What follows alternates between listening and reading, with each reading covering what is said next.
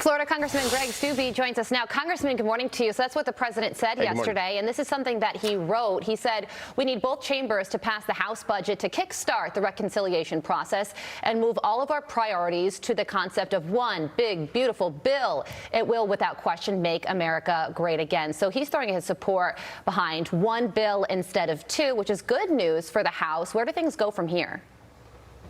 Yeah, and the House budget resolution passed last week. So when we go up next week back to Washington, I expect that we're going to be voting for that bill on the floor. And it should get all of the support. Chip Roy, who had some concerns about it in the Budget Committee, voted for it. It passed strictly on party lines. And we'll send that one big, beautiful budget resolution bill to the Senate. And then if they want to make tweaks to it, they can. But I would expect that they just pass that out and send it to the president, have him sign it. The budget reconciliation bill resolution has to pass first before we can start working on a tax package. That sets the parameters for us as to what we can and cannot include in the tax package. So in the current resolution is $4.5 trillion in tax cuts. Once the bill passes, then we can start looking at specifically what those tax cuts are going to look like. But you just heard the president of what he wants on there. No tax on tips, making TCJA permanent.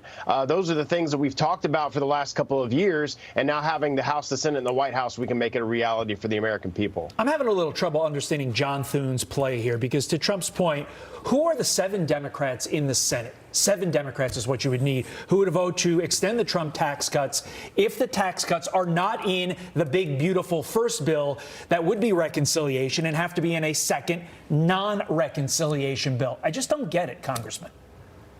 Yeah, put it all in one big, beautiful bill, and if you're using the reconciliation process to pass it, you don't need 60 votes. You don't need the Democrats. You only need 50+1 in the Senate. That's the whole purpose of using reconciliation to pass this, and that's why it's been the House's position this entire time to put everything together, energy, immigration, all of these issues in one big, beautiful bill so that everybody can rally behind it. It's everything that the president campaigned on, and we can show a deliverable to the American people on President Trump's agenda very shortly after his inauguration. I mean, we're talking months, and he can go around the country and say, look, I ran on the fact that I'm going to do these tax cuts. I ran on the fact that we're going to shut down the border and do these things on immigration and unleash domestic energy. And we did it within months, and we passed it in the House and the Senate. And I think that's something that's really important to the president. It's really important to the American people, and we've got to get it done. Congressman, in the